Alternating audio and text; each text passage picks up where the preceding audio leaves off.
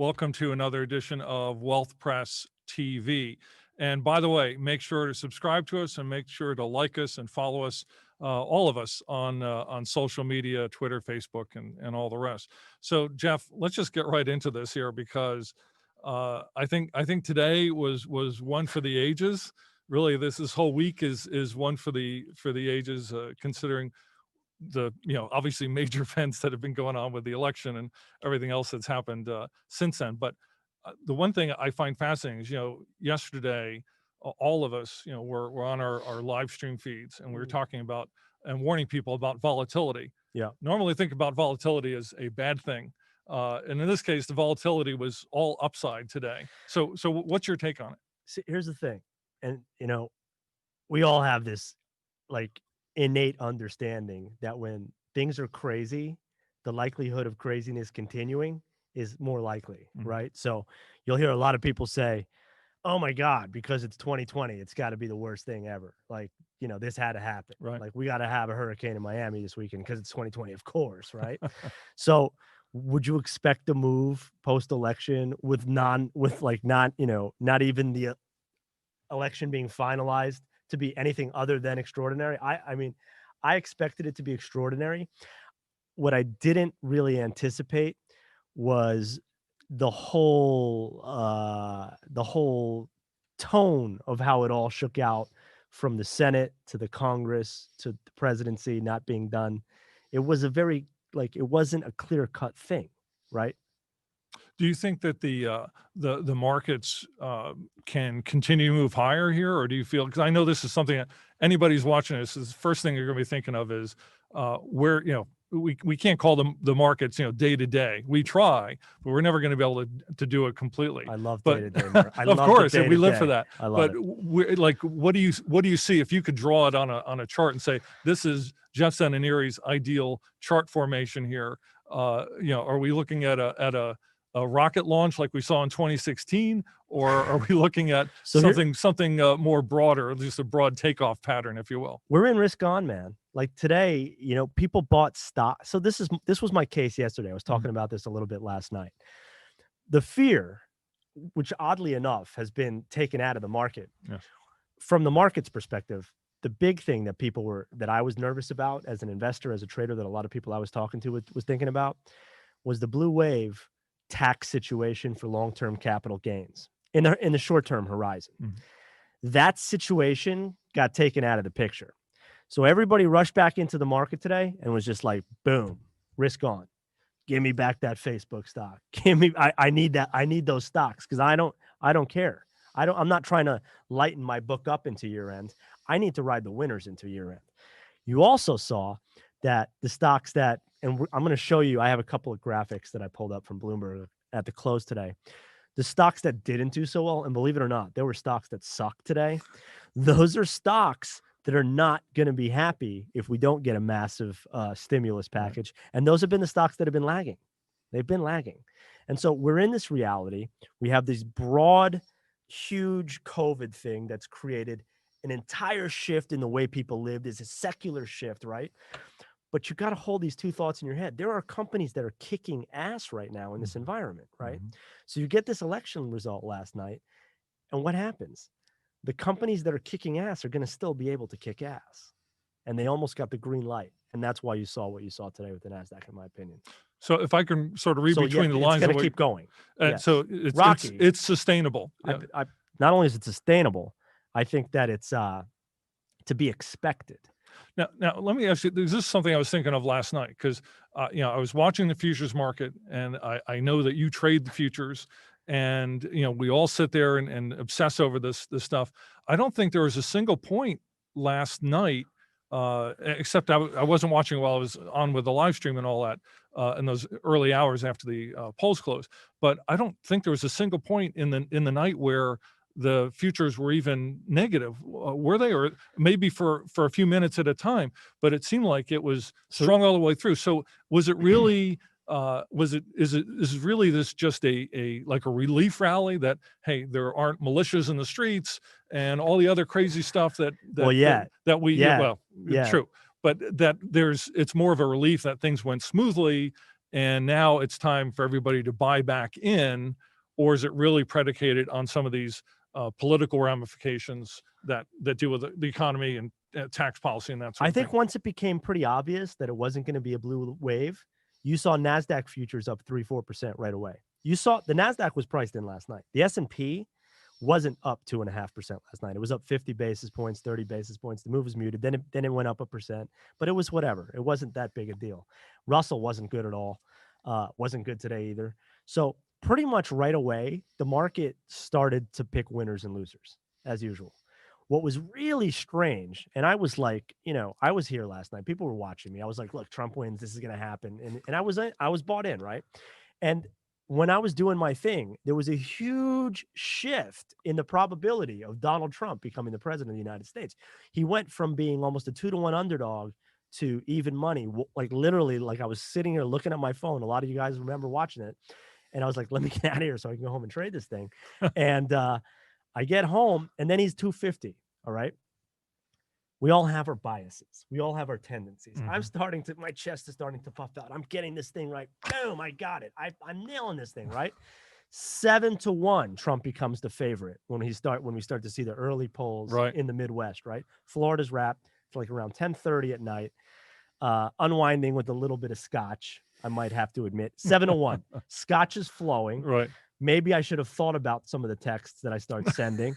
And I'm starting to spike the football in a couple of my less Republican friends to say 7-1 at this point, right? Fast forward a couple hours later, right? Okay, we're not going to count the polls anymore. We're shutting it down. We're shutting her down. Let's count it in Friday. Let's go back to work Friday. You saw 7-1 Trump favorite in betting markets go down to 2.5-1. I'm talking like sports betting markets like DraftKings, et cetera, not stock market. And I have friends that are traders and we're sitting there like, what happened? What happened? So Arizona flipped. They started shutting the thing down. But the big thing that I paid attention to was NASDAQ futures lock limit, basically lock limit up. No relief, just up 3%, right? And so I'm sitting here and I'm thinking to myself, I'm like, okay, so this thing's they're going to buy tech no matter what. They're going to buy tech no matter what tomorrow. Donald Trump's president, Kanye comes back and gets all the votes. Doesn't matter. Tech is getting bought tomorrow because the blue wave is off the books. The blue wave was off the books. You started to get the senators coming in. Lindsey Graham was supposed to lose. He was supposed to lose or at least be even money. He won by 20 points. So they held the Senate. So those things started to happen. But then we started to look at today, and another thing occurred to me. Okay, so now people are like, fine, I'm not scared of holding these winners anymore. I'm not scared of adding to these winners. I don't have to think about lighting up my book. Right. They said, are we going to get the same stimulus we thought we were going to get if it was the big blue party? The answer is no. That stimulus is not going to be what it looks like. So today, McConnell comes out and says, "Yeah, we should do a stimulus," but he's thinking like $1 trillion. So let's look at the first chart. I got some charts I want to show you here. Yeah, well, we'll take us just a second to bring it up. I think it's the chart of the 10-year yield. The U.S. 10-year Treasury. No, I want to show you the best sectors in the S&P Gotcha. Okay. and the worst S&Ps today. All right. So, well, it might take a second to bring it up, but bring that and up. it's important because in some ways it was just the opposite of what we've seen for the prior handful of days, where it was the NASDAQ and tech stocks that all did really well today. And it was kind of the opposite of what we've seen the prior 2 days of the session. So, okay, so there's the chart up there on the screen. That's exactly right. And so when you have big index broad-based buying, and you saw basically the S&P got bought, the Dow Jones got bought, in the wake of this NASDAQ take, okay? I love days like this. Not everybody loves days like this. 4%, who wouldn't? You're making money, everything feels good. The big reason I love days like this is because it gives you tells. In poker, they're called tells. You get the lay of the land. You really want to pay attention to what's not happening, what's not being bought, what's being sold on a day when the market's being bought. Because if you think of it in terms of like, you've got this tide that's pulling everybody down the river, but somehow somebody ends up on the other side. How are they not flowing down the stream with you? They must really be heavy, right? So they're sinking a little bit, right? They're not as buoyant. There's a leak in their inner tube. There's a leak, right? So if we look at this sector here, today, biotech got snapped up. Home building stocks got snapped up because rates collapsed. Also because of the stimulus thing. The internet stocks exploding. But look, the big things that we're focused on, what sectors didn't do well today? Regional banks. regional banks did much worse than the big banks. Why? In my opinion, the regional banks did much worse than the big banks because they depend on the Main Street bailout. That's not as clear cut as it was going to be. Mm-hmm. Believe it or not, Trump with a blue Congress, which was probably, in my mind, a little more probable than what we got, would have been a better stimulus trade for today. But can the market move higher? And you've kind of addressed this in a degree already. But can the market move higher? Or does the market the rally needs to broaden out here? And is this just a case where perhaps, yes, today this was the go-to trade where these sectors, but sometimes what happens is traders look around later and they're like, all right, let's go back to the banks, let's go back to energy and these other sectors, which as we've been kind of saying the last handful of days, haven't really pulled their weight. And you could argue at least may need to pull their weight more unless we're just going to have even more, piling on in the techs that have worked great for the last 6 months. Well, this is a question that I can't answer in under 60 seconds, but I'm going to say it in probably we've got 15 more minutes. So instead I'll do it. By the way, I didn't mean to interrupt, but for everybody at home watching, all right, I've got my phone in front of me. If you've got a question, put it on there, and I'll make sure we can address as much of it as we can to Jeff here to get answers, because I know you've got tons of questions yourself. So I'm just putting that out there for you. So go ahead, Jeff. Sorry. So not to for the lack of the better word, piss on that last question. How many times do you think in the last 10 years have someone been asked that question? Can this continue? Can this continue? Can this continue? Yeah. Well, it can. Of course it can. Mm. And it does. Yes. That's the crazy part. And a lot more than people normally think that it should. Because here's the thing. Investors, by and large, and traders and portfolio managers, we're all copycats. There's a little bit of original thinking that happens every now and then, but people don't necessarily want to be, people want to just do what's working, right? And so as the year goes on, as time goes on, there's huge pressure to be in those names. You get more punitive damage for not being long Zoom than praise for picking the bottom in American Airlines. You mean like, especially I know in institutions it works that way, right? Well, yeah, they drive the flow. Because they drive the market. You've got to justify yourself to your investment committee, and they're like, "Hey, how come you're in some bank stock that's just laying there, and how come you're not all in on Zoom?" So you have to understand the psychology of those people, and then you have to devise a strategy that, like, that's the way I do it anyways, that works around the parameters of what these people are doing. So if you were uninvested, let's say, over the last couple of days, and you've just sat out this gigantic 3-day rally. Yeah. Again, I know folks. Do I at buy home, the market? What's that? What are you going to ask me? What I'm going to ask you is, I think a lot of folks would say, like, well, am I too late, or is there still a chance? But now I'm sort of being forced to sort of jump on the merry-go-round while it's spinning at a somewhat faster pace than it was certainly 3 days ago. Look, you should never make an investment or have a trading strategy that is that simplistic, and it should never be emotional. It should never be a FOMO thing. It should never be a feel thing. You should have an actual plan. Okay, so if you're going to buy something with the intention of holding it for X amount of years, you can absolutely buy it now, and you might take a 5% or 10% hit, but you're looking for something to return 50%, 100%. That's within the realm of reasonable moves. If you're trading for 3 days and you want to go long some of these things that rip 10%, yeah, you might want to wait till tomorrow afternoon. You don't have to buy tomorrow's open. So it's kind of like, the first thing you really need to know is, what are you doing? Are you an investor? Are you a trader? And a lot of people don't think that way. They just think like that's, and that's what I hate about like conventional, like CNBC. It's just like, I'm a buyer of Apple. Yeah, I'm a buyer of Apple too. Right. But I'm also a short seller of Apple. Depends, right? It depends on my time horizon. It depends on how oversold it is. So I think the market could get smacked. I think the risk is there. But I think what we saw today will reappear over and over as the year continues. I got you. Are there specific areas that, like, again, I just putting myself in the mind of somebody watching this, like, what are you telling your subscribers? What are you telling folks as far as what to buy? Or if I can ask you what you were buying today or what you were selling? I put a trade on yesterday, and knock on wood, it kicked ass. I have a service called MoneyLink where I go long short. I put a pair trade on, so it's a link, and I made the bet that, and this was something that's been working, but I timed it well, that the home building stocks would get a little bid, and we might be in a situation, because Biden was favored, and this was kind of hedging my overall thing, where lockdown risk would increase, and that commercial real estate. So I shorted Simon Property Group, the big mall operator. What was down today? Simon Property Group is down 4% today. Yes. Okay. I put that trade on yesterday. That was my short trade. My long trade was Toll Brothers. It was up 5 something, maybe. So you got a 10% long short hedge trade. Market could fall out of bed tomorrow. My bet is the stock that gets smacked worse is going to be people waking up to the reality that, oh my God, maybe Biden really wants to shut this thing down. Maybe he wasn't lying, because right now we're still a little bit on a sugar high that we have some resolution to this whole thing. I don't know. We're since we're talking about like REITs and that sort of thing, it kind of leads itself well to talk about interest rates. Interest rates sort of drive the economy. I know you've got a chart of Can we get the yield of the 10-year next chart treasury. up?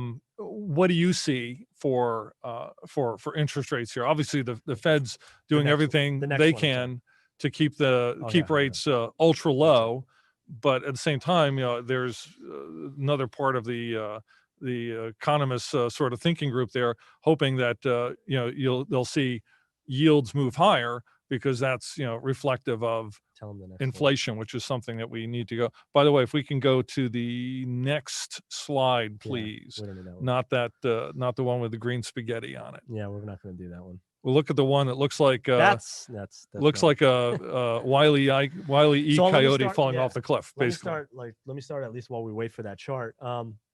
Yields took that shock that we might not get this huge stimulus, so this risk of having like a new $6 trillion additive onto the Treasury debt load was taken out of the play. So there was a short-term thing. I actually don't think yields are going to fully collapse here, because I don't think that the economy is necessarily going to fully collapse either. But I think we're kind of stuck in a range. So I'd be a seller. I'd be selling a straddle on yields, but because of that consistency, staying like dragging along the bottom here that everybody's looking at here now, because we're in that range since we gapped down on the 10-year, and we went down from about 2% and we broke down under 1%. We've been in this range. So I think we're going to stay stuck between 50 basis points and 100 basis points on the 10-year, possibly the entire year, maybe break out a little bit above that, but I'd be a seller above that. I'd be a bond seller below that. And so I presume you would say that probably makes banks not a buy. Well, that's what this chart is. So this is a comparative chart. The white line is the yield on the 10-year bond, and the yellow line is the XLF, which is the financial ETF. Yeah. Gotcha. And so you can see they're like tightly correlated. And the banks have been doing well. But they've spread out, and the banks are starting to do better because they've adapted. They're starting to adapt to this new normal that we're stuck in this low range of rates, and that's okay. It's more detrimental to regional banks than it is for like the JP Morgans of the world, who sell like beautiful derivatives to CalPERS and Alabama pension funds and find a way to kill the cat either way. But if you're like a commercial savings bank, it's going to be a little bit tough to make money. One other thing with presuming, all right, I'm making a big presumption here. If we presume that there is a Biden presidency and obviously a Republican Senate and a Democratic House, one thing that's been talked about for years now is this idea of some sort of gigantic infrastructure bill that we're going to just, lay out even more bridges and roads, and sewers and whatever else.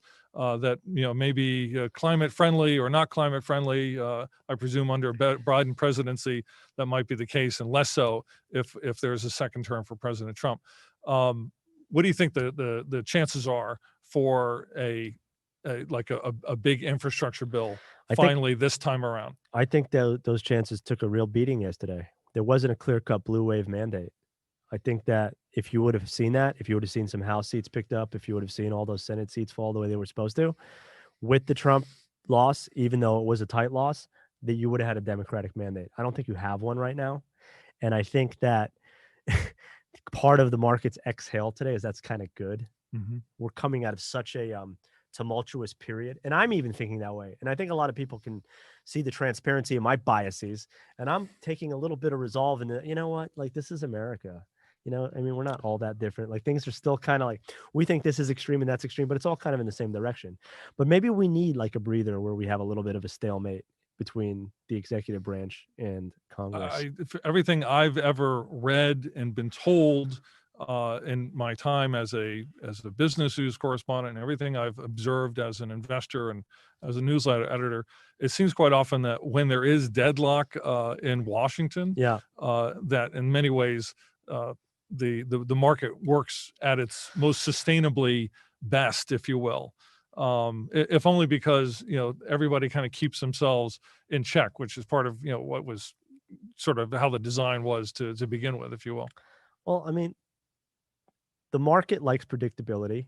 You know, people design business plans to navigate what the climate is of, you know, like the landscape that's in front of them. So if you keep moving the goalpost and you keep changing that up, that's tough to make a, you know, a strong 3-year business plan. And so I think a lot of people like that. Okay, it's going to stay like this. You know, no one gets a clear victory, but that's kind of a victory in a way. I think it's going to be shocking to a lot of people how quickly we transition from talking about, it's going to be a weird thing to say in an election special, how quickly we transition from election talk and government talk and get back to like what's a bigger thing, which is the shutdowns and COVID, et cetera, et cetera. I'm mainly interested in how politics affects that decision making right now. I want to circle back around to something you were mentioning about the home builders. Yeah. And obviously your rates ultra low and will be that way for the foreseeable future. Yeah. Is this a situation in which you know, furniture makers and appliance makers and all those things that you know, when you buy a house, you end up filling it with lots and lots of stuff, far more than you ever thought you could afford, of course, and usually can't afford, but you do it anyway, and it never ends, right? buddy. So is that one of those? It's been a theme, obviously, for the pandemic, as we've seen, you know, people buying country places and things like that, trying to get out of the cities, if you will. Yeah. But do you see that as again an ongoing trend, an ongoing theme? Is it an investable one, or some of these again just push as hard and as high as they can go? So money goes. I'm asking you a crystal ball question again. I know. Yeah, and I'm boring as hell because I'm like, yeah, it's going to keep happening. It's going to keep happening because it's like, you know, again, you know, I'm here to make money. I'm not here to predict the future. So it's the most likely bet is that, you know, the Kansas City Chiefs are going to like win again. Like, you know, trying to pick when the best team in the league has that loss. Right. That's a shitty way to play the game. Like you really want to focus on what would change the regime, right? So the regime is staying the same, in my opinion. You have money that is so cheap. Like people offer you money left and right. I mean, not everyone, but people offer you money. Oh yeah. You can get money right now. Yes. To do a lot of things. You get money to buy stocks. You can get money to play. You can get money and open a Bitcoin account. You get money to do things right now. You get a second mortgage easily. You can refinance. You can cash out. And what are you going to do? What are you going to do? I have a bunch of friends that own huge properties in New York. They had a wonderful investment consortium yielding a nice yield for people that, you know, had a lot of money. I used the word had. Right. And they own a bunch of hotels in New York chasing yield. What does that lead to? It led to disaster. Right. I mean, of course, you can't predict that all of a sudden, you know, New York City is going to get the rug pulled out from under it and people are going to stop traveling and staying in a Holiday Inn in Times Square, et cetera. You don't know these things. Before, it was one of the most visible business plans you could have in travel. But the point that I'm making is that the less options you have with money, the more jammed trades get. And you'd be shocked how crowded trades can get. And you always be shocked how far they can run. Like people are saying the market's so frothy now. I think this thing could double and triple. And then you have I think you could get a shock move in tech and high flying stocks the way Tesla. You know how many people that I would talk to that were like, Tesla at 100, it's so ridiculous, I'm going to short it, right? Hero trade, shorting Tesla, hero trade. Yeah. I hire you, you're going to sit at a trading desk. I'm going to give you a portfolio, millions of dollars. You're right out of school. You were Captain Lacrosse, Big Chad, Captain Lacrosse. Right. I'm shorting Tesla at $100. you're fired, as Donald Trump would say. Well, speaking It's of a private hero trade. Oh yeah, definitely. It's a hero trade. Well, let's talk about It can go much higher. The risk reward is bad. But do you think then, like, because you mentioned Bitcoin, and it's been fascinating seeing Bitcoin, make a pretty big move the last couple of weeks. And I know some of that was predicated on some internal things related to Bitcoin and access to it and all that kind of stuff. But do you think what we're seeing with Bitcoin and to an extent with gold as well, that's also just the funnel of money is being, as you're saying, being pushed into the American economy, and we're seeing it squeezed out in a way, coming in with higher gold prices, higher Bitcoin. Is Bitcoin something that you would be buying at these prices if you were a Bitcoin person?